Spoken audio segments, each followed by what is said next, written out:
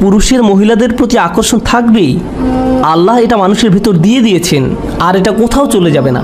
নারীরাও নিজেদের জন্য সঙ্গীর খোঁজ করবেই, এটাও আল্লাহ তাদের ভিতর দিয়েছেন। এটা প্রকৃতিতেই রয়েছে, এই কারণেই পরিবার তৈরি হয়।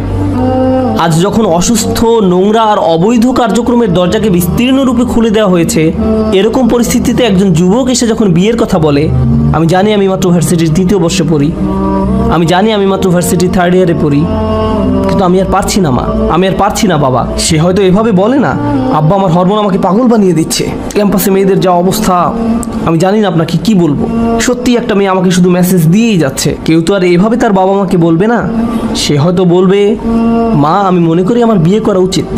সে ইঙ্গিতে ভালোভাবে বলার চেষ্টা করবে। আর তখন কোনো পিতামাতা এই যুবক ছেলেটাকে অপমানিত করতে শুরু করলো। ওহ, তুমি ধৈর্য ধরতে পারো না, নিজেকে নিয়ন্ত্রণ করতে পারো না।